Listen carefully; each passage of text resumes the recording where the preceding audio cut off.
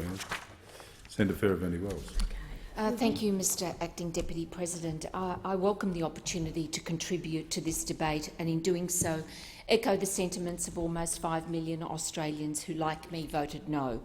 Some senators have touched on the history of the Marriage Act. You would think that the traditional definition of marriage commenced only in 2004, and conveniently overlooking the fact that the amendment passed the parliament with barely a whisper of opposition. In fact, the division on the final bill even showed Senator Wong as listed amongst the ayes. The Howard Amendment, of course, merely confirmed what common law and near-universal understanding had known for centuries, that marriage is the union of a man and a woman to the exclusion of all others voluntarily entered into for life. Today, even to suggest this point of view quickly leads to cries of bigotry and being labelled homophobic or fascist. The coalition government went to the last election with a commitment to the Australian people to hold a plebiscite on this matter. The plebiscite was blocked by a cabal led by Labor and the Greens. Why? Because they feared going to a general election at the same time that Australians would be asked to vote on changing the definition of marriage. 8 of the top 10 no-voting electorates were Labor-held seats, mostly in Western Sydney. This highlights Labor's hypocrisy. They knew their MPs, including those on the right, who in the past had supported the views of their electorates, had given in to Labor's left flank and were compelled to vote yes. There was no way that Labor would expose their MPs to a vote at a general election where those MPs were advocating the opposite of what many of their constituents believed and wanted. More importantly, by those constituents who had been stacked into their Labor branches. So Labor cynically opposed the plebiscite. We saw sanctimonious and false protestations of concern for the feelings of same-sex couples. This was just a smokescreen. Sussex Street knew very well the sentiment on the street of these electorates. But the Turnbull government, faced with the defeat of the plebiscite bill, opted for a non-binding and voluntary postal survey. The survey provided the ignition of intense passion from both sides. Regrettably, the vitriol seemed to have been primarily directed at the no camp. Most of the calls to my office were rude and abusive. Whilst no federal monies were provided to the respective camps, we did see taxpayers' money and resources used. You could not walk in Sydney's CBD without seeing the Sea of Yes campaign flags, all funded by the City of Sydney ratepayers. You could not walk around Canberra without seeing the rainbow-coloured buses funded by the ACT taxpayer. The campaign to redefine marriage was well-resourced, funded and campaign-hardened. It had advocated its position for more than a decade. Their campaign website boasted support from 884 corporations, including iconic Australian brands such as Qantas, CBA and the NRMA. CEOs were anxious to join the rainbow message, giving little or no thought to the views of their shareholders, workers or, for that matter, using their money to fund a political cause like this.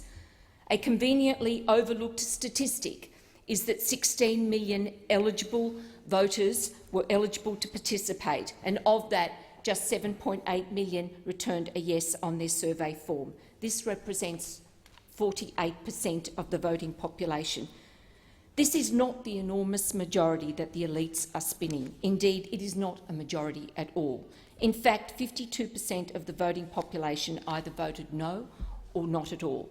In my home state of New South Wales, the figure was higher, with 54.2% of eligible voters either voting no or not voting at all.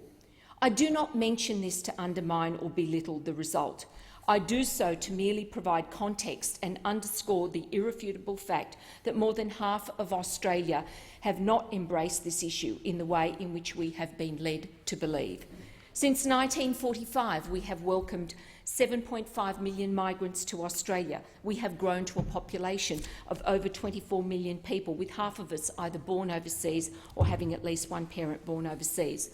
A quarter of us speak a language other than English at home, and indeed some don't speak English at all. No region in our country better reflects this than Western Sydney. Of the 17 federal electorates that voted no, 12 were in my state of New South Wales, the majority falling within Western Sydney, and as I said earlier, 8 of the top 10 no voting seats are currently held by Labor. According to the 2016 census data, each of these electorates has a population born overseas exceeding the national average. Most of these electorates have second language speakers at levels almost double the national average. Many of these seats have been my patron seats during my time as a senator. I know these communities, and as I said at the National Press Club 2 years ago, and as I have repeated on other occasions, that in an ageing, culturally and religiously diverse Australia, the polls were not reflecting the no sentiment of many of these communities. Some have suggested that the swell in the no result is due to the rising influence of Islam. This argument might have credibility if we looked at just Blaxland and Watson, with Islamic populations of 29.2% and 23.4% respectively. But what of the other electorates? How does this reconcile with the result in Parramatta, where the Hindu population almost doubles the Islamic, or in Fowler, where the Buddhist population totals more than 3 times that of the local Islamic community? So let's look more closely at some of these seats, not just in terms of the participation rate, but at the actual eligible voters in those seats who voted no. The highest no vote in the country was in Jason Clare's seat of Blaxland. It returned 7.3% no, with 75.2% participation. Of its 104,000 or so eligible voters, almost 58,000 or 55.5% of the electorate voted no. The second highest was in Tony Burke's seat of Watson. Participation 77%, no almost 70%. In this seat, 53.5% voted no. Number 3, Chris Bowen's seat of McMahon, returning a almost 65% no vote. Of its 107 or so thousand voters, 50.4 voted no. The pattern is the same in Anne Stanley's seat of Werriwa. Next was Chris Hayes' seat of Fowler, where the vote certainly reflected the views of the local member. However, people like Chris Hayes will be stifled. Fowler returned 63.7% no vote, with 72.4% participation rate. Of its 106,000 voters, 46 voted no. And the story goes on in other seats like Parramatta, Chifley and Barton. As the most recent census reveals, Australia is increasingly a story of religious diversity, with Hinduism, Sikhism, Islam and Buddhism all increasingly common religious beliefs. The reality is that the support for traditional values transcends all faiths. Importantly, we must understand the values that come with this cultural diversity. Migrants have come from the 4 corners of the globe, bringing with them a fierce determination to succeed, but also a set of values and beliefs based on family, faith and hard work. Hard work, self-reliance, but above all, a respect for the traditional family unit has become the cornerstone of success for so many migrant families. Call it traditional values, call it conservative values. These are the building blocks upon which millions of migrants in this country have built their success story. And for me, they are the values that shaped my upbringing as I was growing up in working-class Wollongong. Those who seek to dismiss these values and beliefs in contemporary Australia fail to take into account the influences of that diversity. And for those that advocate a rich and diverse immigration program, you must ponder the consequences of silencing these values. Our diverse and pluralistic society will be put at jeopardy if we ignore the views of our religiously and culturally diverse communities. Unless we provide for religious freedoms, we are risking alienating those we seek to include and grow strong with. The strong vote in Western Sydney also demonstrated the strength of our interfaith dialogue. Faith leaders from across the entire religious spectrum worked very closely together to defend the fundamental tenet of belief common to all their religions, that marriage is between a man and a woman. And let me say to the people of Western Sydney, to our rich and diverse migrant communities, and to the almost 5 million Australians that rejected the notion of redefining marriage, we hear you, we have supported you, and we will continue to support you. Many of you have in the past placed your faith and trust in Labor. Indeed, at the No campaign in Sydney, I urged community and religious leaders to ignore any pressure that may be put on them by those pushing for a yes vote and stay true to yourselves and to the communities you represent and continue to advocate a no vote. Labor has ignored your views. They are not listening to you. They have abandoned your values and are seeking to crush what you hold so dear. You should never be made to feel that your values are wrong or your concerns insignificant. Since the release of the survey result, the leading Yes campaigners have dismissed the need for the protection of basic freedoms that would otherwise be lost should this bill be passed in its current form, and this really worries me. This bill provides protection surrounding the wedding ceremony, but only to ministers of religion. It fails to address protections for speech, conscientious objection and broader religious rights. Freedom of religion is a broader concept than mere freedom of worship. Religion is a whole-of-life concept. For some, it shapes their entire worldview and how he or she interacts in daily life. I believe the alleged religious safeguards in this bill are not adequate. And whilst we commonly refer to Australian values encompassing freedom of speech and freedom of religion, it is unclear to what extent there is an implied right to religious protection under Section 116 of the Australian Constitution. The most relevant case dates back to 1912, Krieger versus Williams, where the High Court upheld the law requiring attendance at compulsory peacetime military training by an individual who conscientiously objected on religious grounds. The court held to require a man to do a thing which has nothing at all to do with religion is not prohibiting him from a free exercise of religion. If this reasoning were adopted by the contemporary High Court, then arguably Section 116 may offer a very limited constitutional protection for a person who may be required by Commonwealth law to carry out acts which conflict with his or her religious beliefs. Senator Fawcett will foreshadow 5 sets of amendments which I and other senators will be supporting.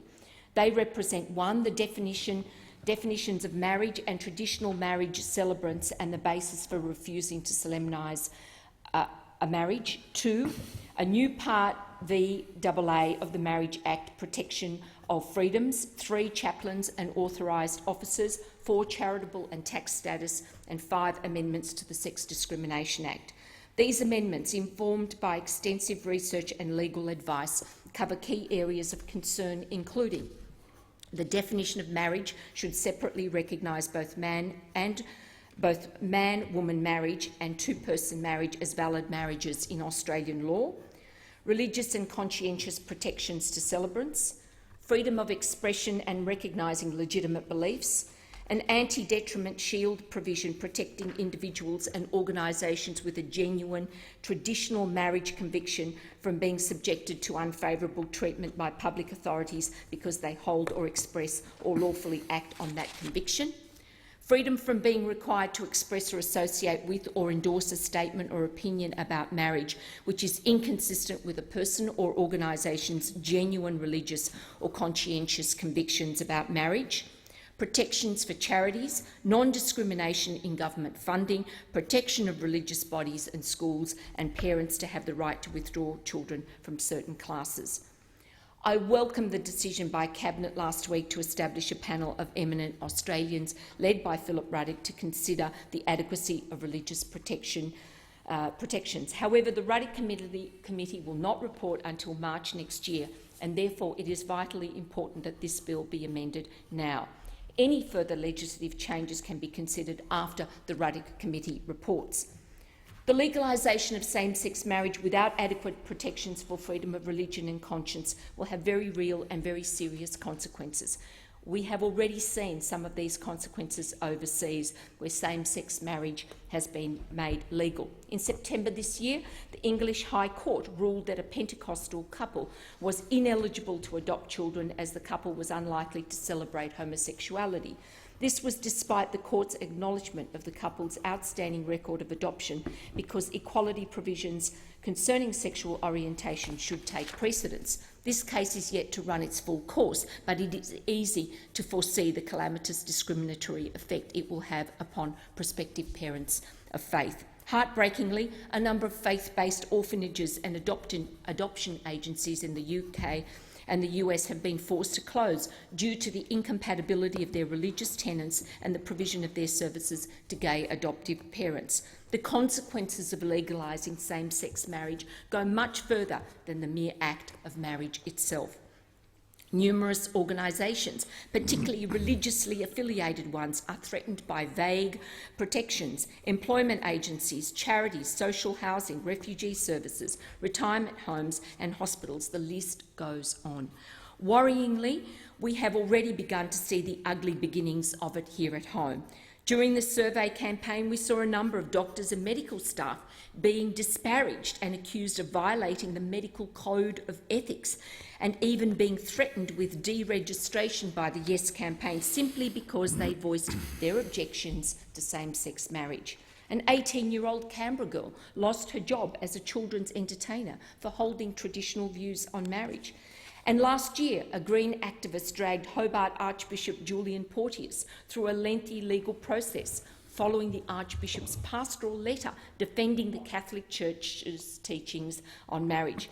We cannot permit those that hold values based on religious teachings to be silenced through our court systems with time-consuming, costly and stressful anti-discrimination suits.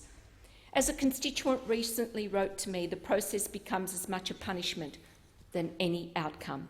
Religious and conscientious exemptions in this critical area must be unequivocal and be implemented nationwide. One issue I hold serious concerns about is the impact this bill will have on our schools.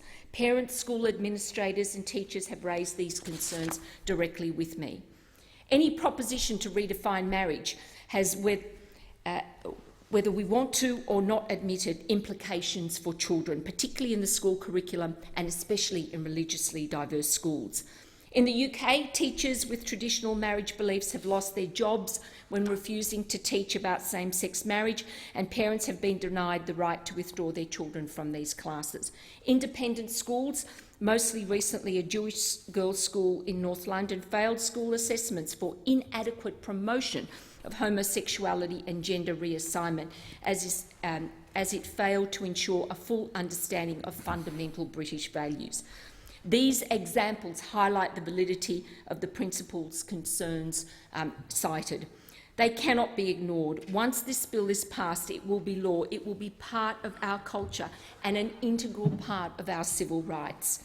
The opportunity is presented to us as parliamentarians to be part of a unifying piece of legislation that allows those wanting to be married to do so, whilst allowing another significant part of our nation to hold true to their values and beliefs also. Let us keep this diversity, this tolerant and pluralistic Australian community, one where freedoms are strong and stable and where people can maintain and flourish in their culture while embracing this wonderful country. But above all, where they can practice their faith and where they can raise their family according to long-held convictions, beliefs and culture. This is what makes our uniquely multicultural society the envy of the world. As legislators, we cannot abdicate our responsibilities and leave this to chance. We must ensure the inclusion of substantial religious protections for all Australians of faith in this bill. The 52% of the Australian voting public who either voted no or did not vote deserve consideration, they deserve respect, and they deserve inclusion of their fundamental principles and beliefs before passage of this bill. Thank you. Thank you, Senator Fierravanti-Wells. Minister.